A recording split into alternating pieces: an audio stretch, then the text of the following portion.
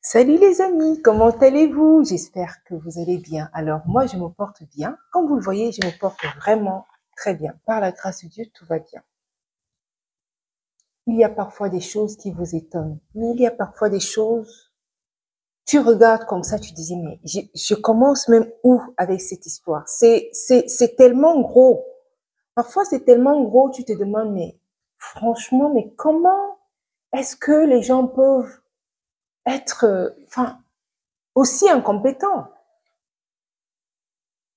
Comment est-ce que les gens peuvent être aussi incompétents? Comment est-ce que tu te dis que tu es d'un métier et tu es aussi incompétent?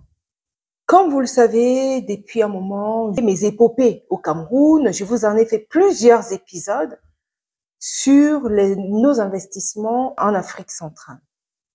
Et je vous ai montré un petit peu un à un, enfin étape par étape. Je crois qu'il y a plus d'une dizaine d'épisodes d'ailleurs que je vous invite à aller regarder tout de suite. Si jamais vous n'avez pas encore eu l'occasion de regarder ces épisodes, allez-y, je vous encourage à aller prendre. Il y a un plein de leçons, un plein de boost. Hein.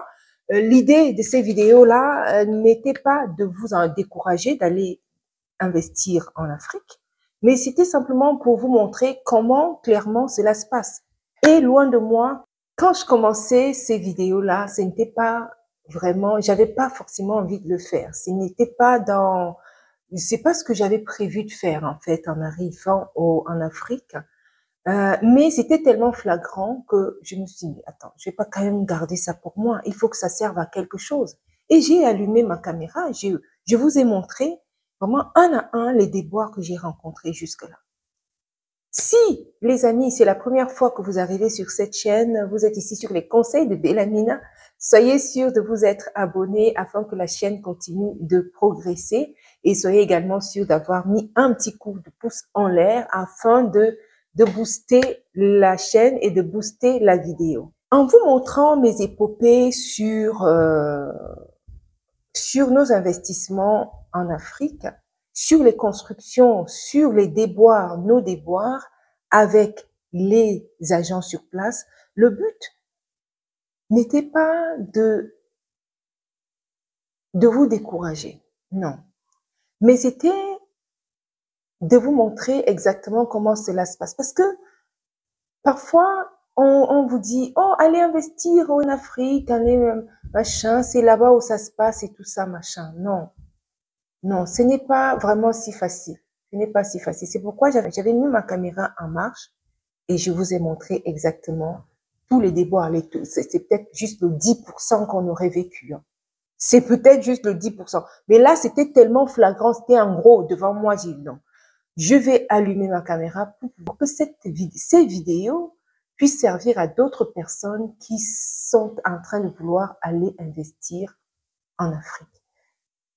Ce n'était pas du tout ce que j'avais prévu de faire. Hein. Je n'avais pas fort non plus envie de vous montrer, voilà.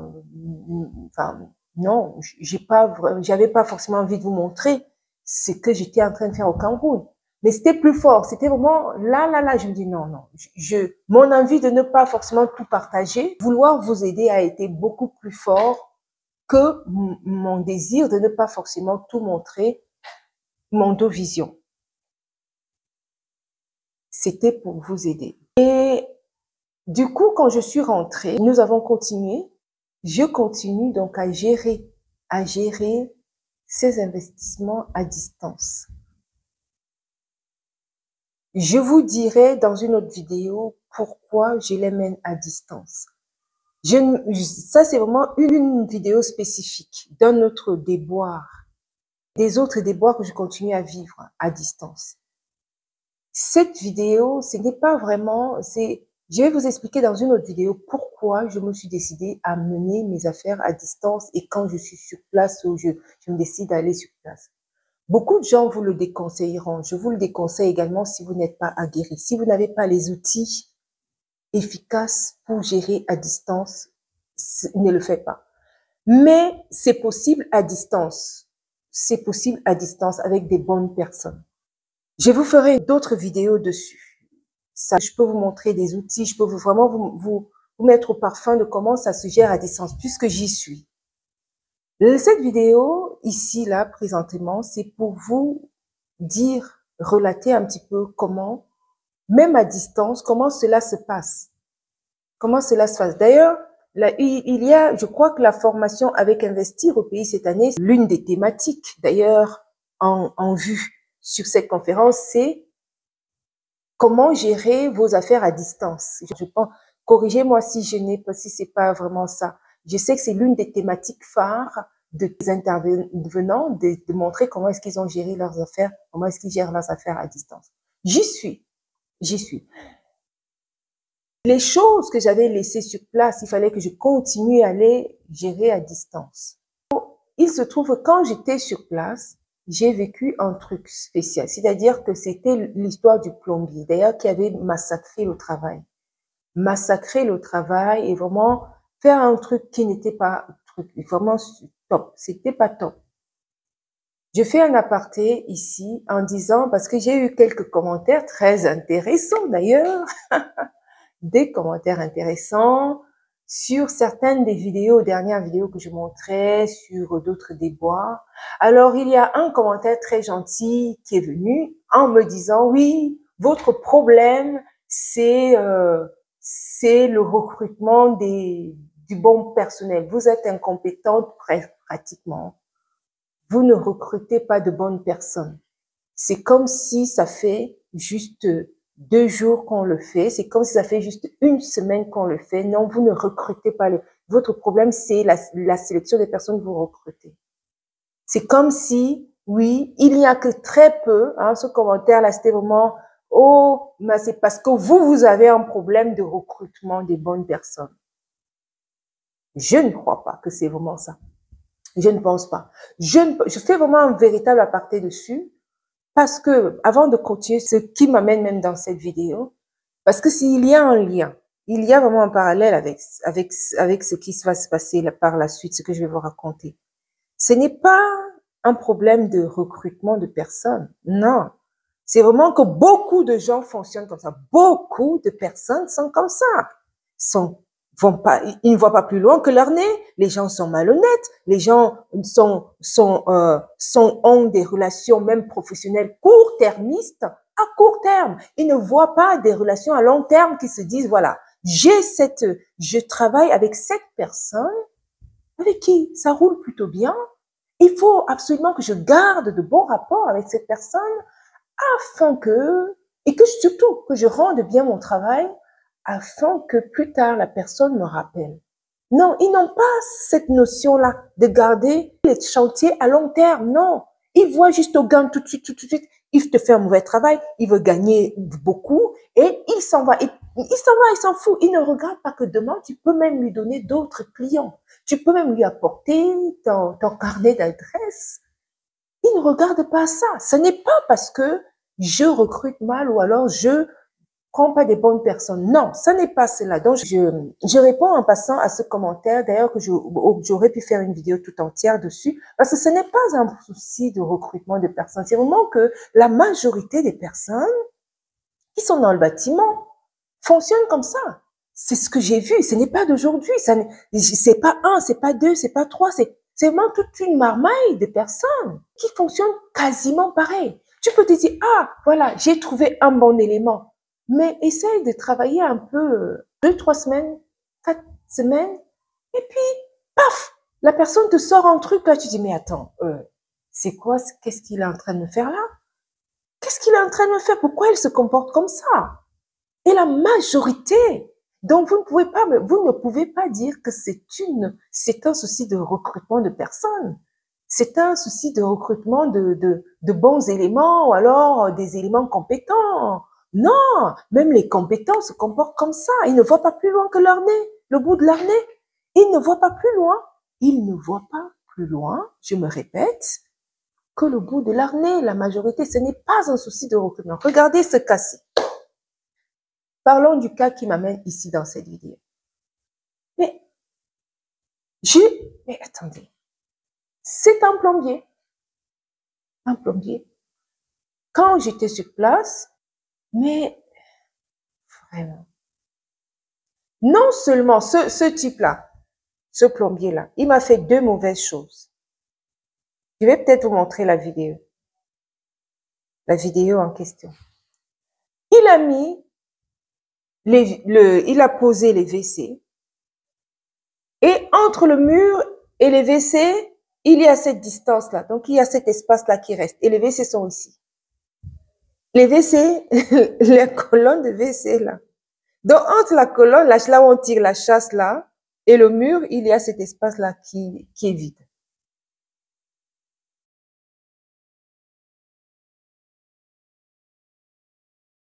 C'est un... Bon. Dans ma paragraphe, La dimension totale est de combien? ça fait 58. 58. Parce que ça, là, ce travail-là, il est à refaire. Hein. Ce travail-ci, c'est pas un travail professionnel, c'est à refaire. Il ne faut pas mettre les distances comme ça, là. Voilà un pot. Voilà. Voilà un pot qui est placé à une dimension impossible. Vraiment, du vrai bricolage. Les gens sont... Ça, c'est la première erreur, le premier souci, qui doit être refait. Là, c'est terrible. Deuxième problème, qui m'alerte même là, aujourd'hui. Donc, il y a des personnes qui arrivent de Londres, qui sont sur place. Qu'est-ce qui se passe? Mais attendez, c'est bouché. C'est bouché. Je me dis, mais j'ai dépêché donc j'ai notre plombier très efficace, très bien. Il viendra regarder, c'est un avec lequel je travaille depuis un moment, il est vraiment bien, c'est un jeune vraiment très compétent, il est conscient de ce qu'il fait, il aime aussi son travail, il donne des conseils, il est vraiment, il est bien ce garçon. Il est venu le lendemain, il arrive, il me dit que en fait, ce n'est pas un souci de... On croyait que c'était bouché, en fait. On croyait que l'évier était bouché parce qu'ils ont fait à manger, etc. Mais non, l'évier n'était pas vraiment bouché. Mais après, il m'a dit, non, c'est peut-être que la graisse s'est stockée et c'est pour ça que qu'il y a un souci. Donc, on se préparait même déjà. Bon, quand la graisse se stocke, effectivement, ce n'est pas aux propriétaires de gérer ça, c'est vraiment à la personne qui est là. Mais ce n'était pas un type Airbnb classique. C'était un type de meublé, voilà, plutôt classique, quoi, comme une location, puisqu'il est là à long terme. Donc, quand c'est comme ça, c'est vraiment la personne qui est sur place qui gère. C'est-à-dire, tu gères, tu achètes le produit ou alors la ventouse. Tu peux également utiliser la ventouse qui peut aider à... Non, mais comme c'était la graisse, donc il fallait utiliser un produit beaucoup plus puissant pour déboucher. Mais il va regarder à l'extérieur. Il regarde à l'extérieur, il dit, ah, ça coule où, au fait? Ce truc coule où? Donc, le jeune homme, il est quand même, le soplombier, il est quand même, il est efficace dans son travail, hein. Il est allé regarder. Il regarde, il dit, ah, mais ça coule où? Il ne voit pas où ça coule. Il ne voit pas où ça coule. Pourtant, il y a un tuyau qui est dehors, mais le tuyau ne coule, il n'arrive nulle part. En fait, le premier plombier avait laissé le tuyau dans la terre. Oh non, non, non. Franchement, c'est quand même quelque chose. Oh non, c'est vraiment, vraiment, vraiment quelque chose. Quand vous investissez en Afrique, apprêtez-vous à voir des choses. Apprêtez-vous à voir des choses hors du commun. Apprêtez-vous à rigoler un peu. Apprêtez-vous à des choses qui vont vraiment vous interroger. Tu mets un tuyau dans la terre sans ouverture, sans en fait te dire que, enfin, sans prévoir une vraie ouverture qui va conduire le tuyau. Non, tu l'insères dans la terre, advienne que pourra. On ne sait pas où l'eau qui va couler s'en va, ça va dans la terre, mais sauf que la terre est bouche. Disons que là, c'est la terre, ici, c'est la terre. Le tuyau vient juste là. Où est-ce que l'eau va couler? Franchement, le tuyau est là. Il vient se booster à la terre. Le tuyau, ça va couler où?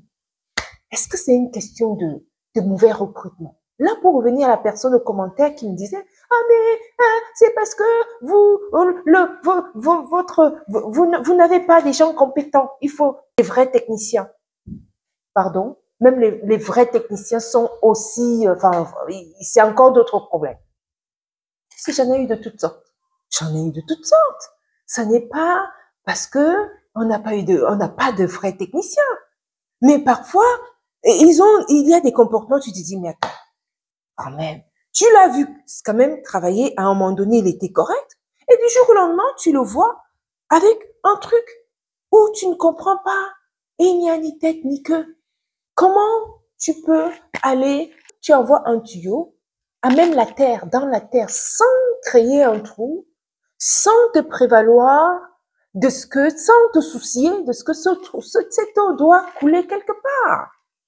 Quand même, quand même, quand même, quand même, quand même. Et donc, effectivement, les gens sur place, oui, ils sont en problème parce que l'eau. Donc, du coup, je dis genre au propriétaire, à la personne qui est là, qui vient de Londres, puis enfin, il sait, le déboucheur, machin, ça c'est pas un souci. Il était déjà en train de s'apprêter à aller dans un supermarché, une quincaillerie, comme je lui disais, c'est à lui de déboucher, puisque c'est une location classique. C'est à lui de déboucher cela. Il est déjà en train d'aller acheter le produit. Mais non, quand le plombier regardé, mais l'eau coule où? L'eau coule où? L'eau coule où? Non, il va découvrir que cette eau coule nulle part. Et justement, c'est ça qui bouche, puisque la terre ne peut pas, la terre bloque. Franchement, franchement, franchement, franchement, quand même, la terre bloque. Et heureusement qu'il a eu la présence d'esprit d'aller regarder. Là, vraiment, c'est quelqu'un de, il est vraiment d'une, enfin, il a déjà cette notion de, il aime faire son travail et il le fait, il veut le faire bien. Il va regarder, non, le tuyau est coincé dans la terre. Le tuyau est coincé dans la terre, les amis. Quand même, quelle incompétence. Quelle incompétence. Quelle incompétence. Et vous allez aller où avec ça? On va vous conseiller à qui? On ne peut pas vous recommander à quelqu'un. Parce que l'incompétence est notoire. Donc, on a dû couper le tuyau, enlever la terre pour que l'eau coule. Quand même. Non. Non, non, c'est trop, c'est trop. Franchement, c'est trop. Franchement, c'est trop. Il y a des choses qui m'attendent. Quand même. Faut arrêter de l'incompétence comme des incompétences comme ça. À un moment donné. Voilà. Donc, voilà d'autres déboires. Donc, non, ce n'est pas une question de mauvais recrutement. J'en ai déjà eu, je ne peux plus compter le nombre. Et c'est tous. C'est à peu près, si la personne ne te fait pas mauvais travail, c'est que la personne va te taxer peut-être 4 fois plus que les personnes locaux, que la personne va te donner des devis de 4 fois plus que les personnes qui vivent sur place. Ou alors, c'est des personnes qui sont complètement incompétentes. Ou alors, la personne est compétente, mais alors, il ne respecte pas les horaires. Aujourd'hui, il vient, demain, il ne vient pas. Pourtant, il t'a dit qu'il vient, il va respecter ses délais. Il ne vient pas. Tu vas l'attendre, tu ne viens pas, il ne vient pas. Donc, ce n'est pas un souci de mauvais recrutement. Cher ami qui avait commenté cette vidéo-là dont je parlais de quelqu'un qui m'avait, d'un jeune que j'aidais, et voilà, qui ne voyait pas plus loin que le bout de son nez. C'est vraiment que les gens sont comme ça. Et ça doit ça doit changer. Si vous voulez aller plus loin, regardez un peu. Ménagez votre monture. Votre monture a besoin d'être ménagée si vous voulez aller plus loin. Considérez des relations à long terme et non des relations à court terme. Et quand tu as une vision à long terme, tu vas ménager davantage ta monture. Tu vas faire en sorte que le travail que tu es en train de faire, tu le feras bien parce que tu te dis, ah, cette personne va certainement, verra que mon travail est bien et pourra me dérouler sa liste de contacts, son carnet d'adresses. Pourquoi tu continues à aller travailler là, avec des personnes que cette personne qu'elle connaît? Moi, par exemple, j'ai autour de moi tellement de personnes, beaucoup de personnes qui veulent aller travailler, qui veulent aller investir en Afrique. Mais les personnes qui viennent travailler ne te donnent même pas envie de les recommander. Parce que quand tu as des retards à ne plus en finir, des vies qui sont triplées, quadruplées parce que tu viens d'Europe, parce que tu es de la diaspora, de l'incompétence, hein, comme celui-ci, de l'incompétence notoire. Quand tu as du laxisme, le manque de sérieux, tu as tout. Tu as tout. Et même la mauvaise foi. La mauvaise foi. Tu ne peux pas. Tu ne peux pas. Tu ne peux pas recommander de telles personnes à des personnes qui te sont chères. Tu ne peux pas délibérément mettre les personnes, tes amis et tes connaissances dans les problèmes par lesquels toi tu serais passé. Tu ne peux pas. Donc tu ne peux pas recommander de telles personnes. Parce que parfois, on me dit, ah, mais tu ne m'as pas donné le travail. Oh, machin. Je dis, non, je peux pas te redonner le travail parce que ce que tu as fait dernièrement n'était pas un travail. C'était quelque chose de, c'était nul. Donc, je peux pas te redonner le travail. Je ne peux pas. Je peux pas. Le cas du carreleur était spécial. Hein. Si vous pouvez d'ailleurs aller regarder la vidéo du carreleur. C'était spécial. Mais je ne fais pas ça. Quand tu fais un mauvais travail, je t'éjecte. Je t'éjecte. Celui-là était venu. Il a pleuré, pleuré, repleuré. C'est pour ça que je l'avais repris. Et encore juste pour une toute petite partie. Parce que c'est un énorme chantier. C'est un énorme chantier. Donc c'est pour juste une toute petite partie. Et pendant que moi, je suis sur place, pas à distance. Hein. Voilà, les amis, j'espère que cette vidéo vous aura davantage ouvert les yeux sur, cette fois-ci, la surveillance, la gestion à distance de ces investissements et puis également pour continuer à vous montrer combien ça n'est pas facile d'investir en Afrique. Allez-y investir. De toute façon, nous, on n'a pas décidé d'investir en Afrique du jour au lendemain parce qu'on a vu des vidéos, non. Non, non, non. C'est vraiment parce que nous, on avait déjà cette ambition depuis très, très, très longtemps.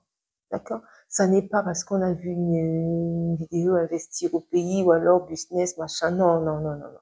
C'est quelque chose qui nous a toujours habité de se dire, voilà, on veut de temps en temps aller au soleil, aller prendre et puis à la retraite, se reposer tranquillement, quoi.